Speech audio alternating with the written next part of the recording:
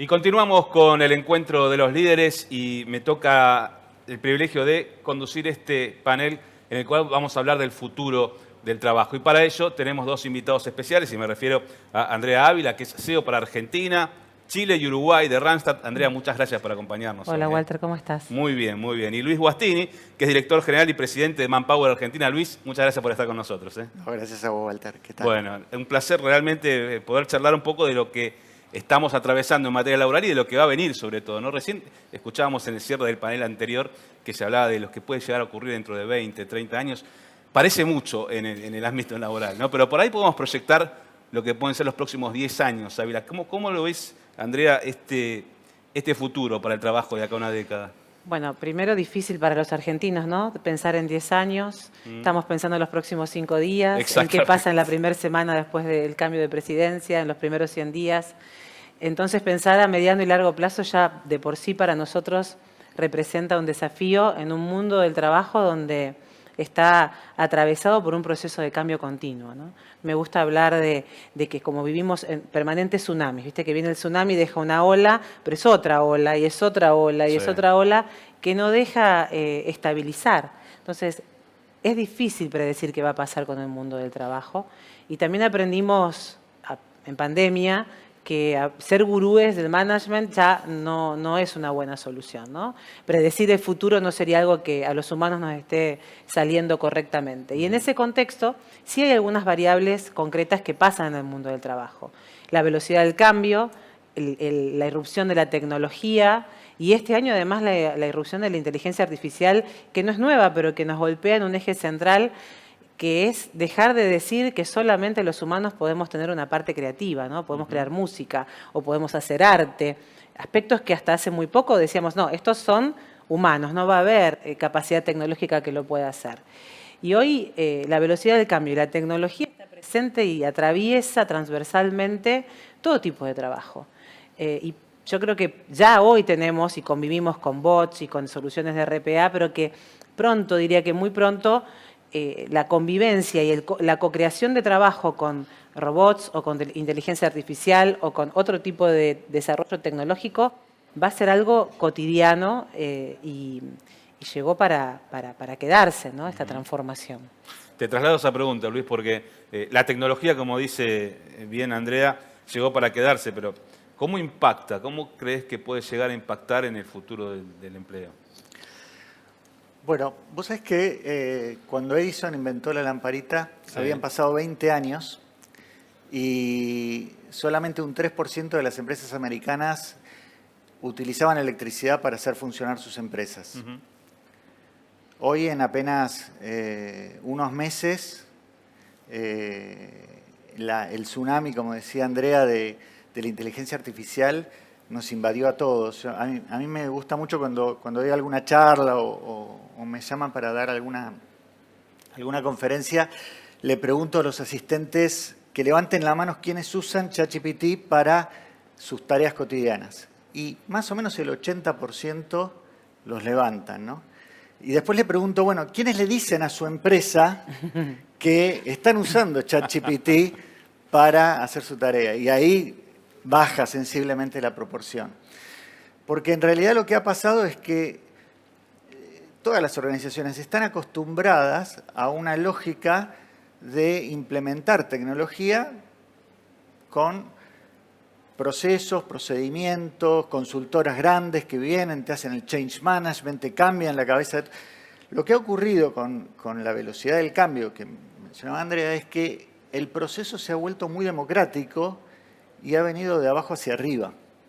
Entonces, nosotros ahora estamos tratando de entender concretamente cuáles son las aplicaciones y cuáles son los impactos que tiene. De hecho, el gran problema que tenemos es que todavía las empresas no están vislumbrando algo que se produce habitualmente en cualquier transformación o en cualquier revolución tecnológica, que es una mejora en la productividad.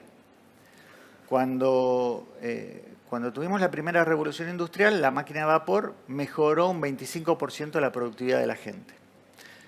Se estima, ya los primeros estudios están hablando de que la productividad, gracias a la inteligencia artificial, va a mejorar el 50% en algunas tareas, por ejemplo en programación. pero todo en potencia, todavía no lo estamos viendo. Entonces, ese desacople entre la potencia y el acto es lo que genera la tensión en el día a día del trabajo cotidiano.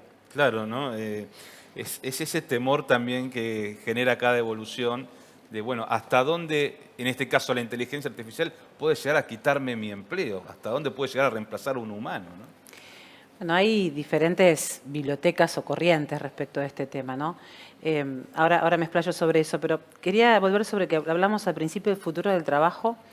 Creo que hablamos mucho del futuro del trabajo. Hay una frase que justo compartimos en un foro que hicimos desde Randstad con Eduardo Levi-Yeyati, que habla, es economista, sí, claro, habla del futuro del trabajo, que dice que la pasamos hablando, ¿no?, sobre el futuro del trabajo, pero que es como algo retórico, que después carece de consistencia al momento de sentarnos a trabajar y a proyectar qué es lo que nos va a pasar. Nos gusta hablar, pero nos cuesta ponernos manos a la obra a ver qué tenemos que hacer para este futuro que viene y que estamos construyendo hoy, ¿no? Y dentro de ese contexto, bueno, bibliotecas optimistas y bibliotecas pesimistas. Las pesimistas hablan de que claramente, bueno, vamos a destruir millones de empleos, el ser humano no se va a poder reinventar, no va a poder encontrar nuevas formas de trabajo. Las bibliotecas optimistas, con la cual yo más adhiero y comulgo, hablamos de que, bueno, si el ser humano pudo reinventarse a todas las revoluciones que Luis nos mencionaba, ¿por qué no lo va a volver a hacer una vez más, ¿no? Y también creo que tenemos que animarnos a pensar diferente. Leía hace poco un artículo de Bill Gates donde dice, ¿por qué no podemos pensar que podemos trabajar 3 días? Hoy nos parece algo muy raro, ¿no? Algo difícil. Más allá de las variables económicas y sustentabilidad que tenemos que poner en juego para que eso ocurra, ¿por qué no pensar en un futuro donde no es necesario que el ser humano esté empleado 5 o 6 días a la semana, 9, 8 horas o lo que fueren en el esquema tradicional? Creo que esa puerta se abre. Creo que también tenemos una autorregulación que se va a producir, porque ¿para qué queremos tener más productividad, producir más alimentos, más autos, más lo que fuere, si después no tenemos la capacidad económica los humanos de poder adquirirlos, porque no tenemos el empleo para poder hacerlo? Entonces, creo que el paradigma de que la tecnología puede dejarnos fuera del mercado laboral, creo que yo me inclino por la balanza de lo positivo, de pensar de que vamos a trabajar de otra manera, otra cantidad de días, otra cantidad de horas, con otras herramientas, y que vamos a reinventarnos. Pero de hecho hoy pasa, hoy cuando pasamos por la autopista Ilía, no hay más peaje. Bueno, sí hay máquinas, ¿no? Que esto lo hemos visto afuera hace muchísimo tiempo, y hoy está pasando aquí. Entonces, es algo del aquí y del ahora que nos obliga a pensar en cómo vamos a atacar, cómo vamos a afrontar, mejor dicho, el futuro. Bueno, quizá lo que tuvo que ver con la pandemia aceleró un poco estos procesos, ¿no? Nos llevó a anticiparnos a la transición, que me parece que todavía estamos un poquito en eso. ¿Qué tipo de habilidades hoy se requieren para liderar este tiempo de transición y con esta visión que tenemos hacia el futuro en el cual la tecnología va a ser cada vez más importante? Bueno, cuando tuvimos que atravesar la pandemia, el tema de las habilidades de los líderes era un tema súper recurrente. Y te diría que así como hay una biblioteca para qué va a pasar con el futuro del trabajo, si va a destruir o no empleos, para los líderes también hay una biblioteca que te dice, bueno, el liderazgo ha cambiado, se requieren nuevas habilidades, y otra biblioteca que dice, en realidad, las habilidades propias de un líder no se han modificado. Yo soy más partidario de esta segunda idea. Hay ciertas, si uno mira los grandes líderes a lo largo de la historia que han atravesado un momento de mucha incertidumbre, hay ciertas habilidades que son comunes: curiosidad, inteligencia, empatía. A mí me gusta mucho hablar de templanza más que de resiliencia, porque resiliencia da la idea de que te doblás y tenés la capacidad de doblarte. Templanza es, te doblás pero volvés a tu mismo eje, ¿no? Tener la capacidad para poder coordinar distintos equipos. Entonces, estas habilidades son comunes, no importa la época en la cual estamos. ¿Qué es lo que pasa? Cuando vos tenés momentos de grandes cambios. Hoy yo te diría que los líderes están atravesadísimos por una continua tensión. Por un lado tenemos las empresas que dicen tenemos que cambiar porque si no nos quedamos fuera de mercado, tenemos que digitalizarnos, tenemos que ser más innovadores. Los discursos corporativos están llenos de mensajes fuertísimos en términos de hay que virar, hay que ser más ágiles, hay que ser más proactivos. Pero por el otro lado, los líderes tienen que conducir equipos que también cambiaron. Vos pensás que una tercera parte de las personas sostiene de que no se sienten comprendidas por sus líderes. Y el 50% de los empleados dicen, no, estoy trabajando por encima de la jornada laboral, estoy al borde del colapso. Entonces, en esa tensión entre la gente y lo que necesita en la empresa, se pone mucho más en evidencia aquellos líderes que carecen de las competencias necesarias para poder liderar. Y entonces se pone más en evidencia cuáles son los líderes incompetentes. Pasa un poco por ahí. ¿A quién lo supera esa situación de que cuando vos estás en una, no puede cuando vos estás en una situación normal y previsible, de alguna manera tus carencias pueden ser solventadas por el mismo entorno organizacional. Cuando perdiste el foco, perdiste el marco de referencia, si no tenés ciertas habilidades, y ahí se nota mucho más tu incompetencia. Ahora, Andrea, ¿y existe hoy por hoy en la educación argentina esa capacitación que requieren este tipo de habilidades para un líder? Definitivamente tenemos una necesidad de reformar el sistema educativo, no solamente en Argentina, sino que esta es una problemática mundial. Sí. El sistema educativo actual es el que yo vivimos acá en el panel, nos recibimos hace 10, 15, no voy a decir que hace 25 años porque delataría mi edad, pero bueno, hace mucho tiempo, ¿no? Entonces, ¿cuál era la estructura? Íbamos al jardín, íbamos a la primaria, íbamos a la secundaria, hacíamos un terciario, un universitario y ahí empezábamos o un poquito antes, a trabajar y adquiríamos un conocimiento que nos iba a hacer empleables en el futuro. Ese es un paradigma que está roto, porque ¿qué es lo que pasa hoy? El conocimiento promedio que tenemos no llega a 5 años para hacer nuestra tarea actual. Entonces tenemos que estar en permanente y continua formación. Y eso requiere de cambios en la educación, o sea, políticas públicas donde se cambie la educación. También requiere de la persona, de nosotros como individuos, de reconocer esta situación, de reconocer que tenemos que estar todo el tiempo en un proceso de aprendizaje. A nivel educativo necesitamos que los jóvenes, los niños, aprendan a aprender y desaprender, aprendan las cuestiones básicas de lo que tiene que ver con un proceso de aprendizaje y de entendimiento. Y además tenemos el gran desafío de que no sabemos cuáles van a ser las habilidades que necesitamos para el trabajo de mañana, porque no sabemos cuál va a ser el trabajo de mañana. El trabajo de hoy es un trabajo más focalizado en la tecnología.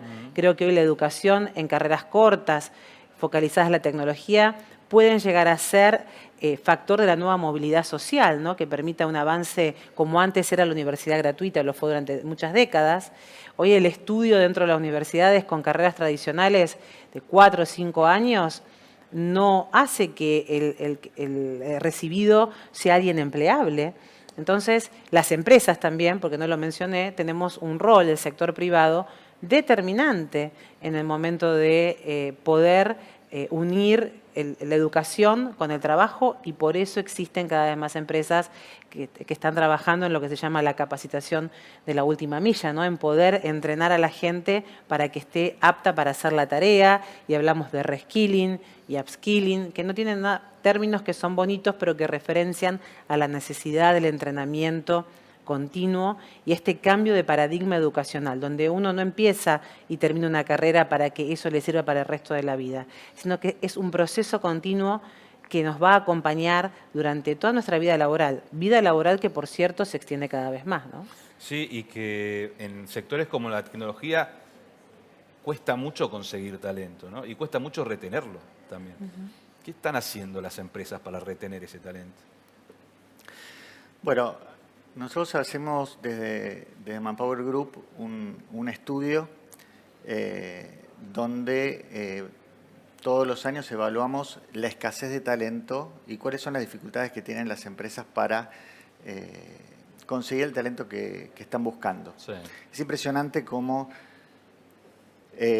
antes de la pandemia, unos años antes de la pandemia, más o menos el número andaba en el 50% de las empresas tenían dificultades para conseguir el talento que estaban buscando. Hoy estamos en el 80%, es decir, 8 de cada 10 empresas tienen dificultades para conseguir talento. En general, Sí. me refiero en general, y ese número aumenta aún más en empresas tecnológicas donde prácticamente el 100% de las empresas de tecnología tienen esas dificultades. Entonces, frente a ese panorama, nosotros la segunda pregunta que hacemos es, bueno, ¿y vos qué estás haciendo frente a este problema?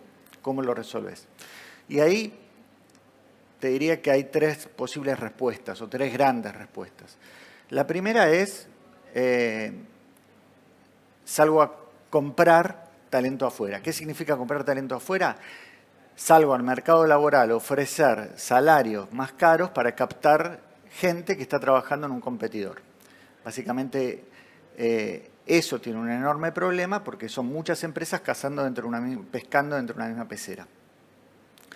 Y además afecta la competitividad porque esta escalada para ir sacándose empleados unos a otros hace que artificialmente el salario vaya aumentando. La segunda opción es desarrollar talento interno. Ahora, el problema que tiene el desarrollo del talento interno es, por un lado, que requiere de una fuerte inversión por parte de la empresa y por el otro lado, que necesita de un contexto laboral, jurídico, que hoy las empresas no encuentran. Si vos analizás qué es lo que prioriza hoy nuestro marco regulatorio, y lo que prioriza es el contrato, o sea, el bien que se protege en nuestra ley es el contrato por tiempo indeterminado. Cuanto más tiempo trabajas en una empresa, más beneficios tenés. Más cobras de indemnización, más tiempo podés irte de vacaciones, más tiempo, mejores premios tenés, más te podés enfermar. Todo gira alrededor de la duración del contrato, la duración del tiempo que una persona está en la empresa. Y como decía Andrea, el punto clave en este nuevo paradigma es la empleabilidad. ¿Qué conocimientos vos adquirís? Pero nuestro marco regulatorio no premia a las empresas que otorgan más empleabilidad a un trabajador. Entonces, ese es un gran desafío que nosotros tenemos. Y la tercera opción es pedir prestado. ¿Qué significa pedir prestado? Bueno, ir a buscar empresas que tienen ese talento para que vengan a desarrollar actividades puntuales, por ejemplo, un proyecto, un programa o lo que sea. Entonces buscan empresas que ya tienen talento para que desarrollen internamente lo que necesitan. Les hago la última pregunta, porque se nos va el tiempo. La verdad que es súper interesante la charla. Pero ¿cómo juega la diversidad en esta búsqueda, en este desarrollo de talento? ¿Qué papel juega la diversidad? La diversidad es clave, pero no porque sea bonita nombrarla, que es bonita y está de moda, sino porque en la medida que tenés equipos diversos, vos tenés consumidores diversos, ¿no? Entonces, en la medida que vos podés tener un equipo diverso dentro de tu compañía, te permite la complementación y el desarrollo de competencias que por sí solas no se pueden, te permite entender más a cada uno de tus públicos, te permite construir un equipo que además va a generar sentido de pertenencia y va a querer quedarse más tiempo a trabajar dentro de la compañía. Permite que te puedas comunicar con tus públicos internos y externos, expresando que la diversidad para vos es un valor. Y hoy el ser una compañía diversa no es algo menor, es ser realmente una compañía que enfrenta a un mundo diverso con las puertas abiertas para poder potenciarse como compañía y poder dar mejores servicios, mejor clima, mejor desarrollo para todo su talento. Entonces creo que la diversidad llegó para quedarse y de alguna manera podemos decir que es un buen negocio.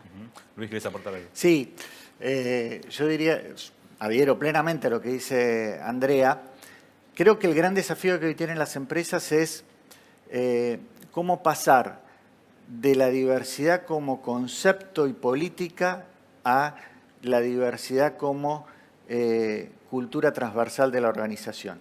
Te lo pongo con un ejemplo. Todos nosotros, en nuestros ámbitos laborales, tenemos una parte pública y una parte privada. Una parte que decidimos voluntariamente que los demás conozcan y una parte que, a propósito, decidimos mantener oculto.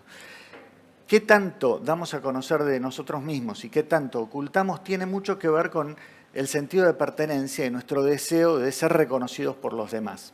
En una cultura donde si yo soy el que siempre está mirando distinto, si soy el que tengo alguna creencia distinta, por ejemplo, política, respecto de la mayoría del grupo, eso después me afecta a mi sentido de pertenencia, pongo el ejemplo tonto de no me invitan al after office, entonces probablemente de manera muy rápida aprenda a que tengo que poner debajo del iceberg, tengo que poner en mi parte oculta la mayor cantidad de cuestiones. Y al final termino pensando como el resto. Entonces, las áreas de recursos humanos se matan armando políticas para tener diversidad dentro de la organización y después nos encontramos que culturalmente todos piensan de la misma manera y ese es el gran desafío. Sin duda. Luis, Andrea, muchísimas gracias por acompañarnos hoy. Un placer.